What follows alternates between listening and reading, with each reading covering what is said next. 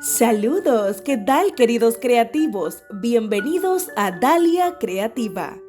En este video te enseño cómo hacer de una manera muy práctica esta hermosa rosa en cinta de listón de 2.5 centímetros de ancho y 283 centímetros de largo, hecha con la técnica de la regla.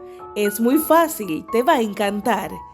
Gracias por tu apoyo, ver mis videos, comentar, darle like, compartirlos, aprender y suscribirte.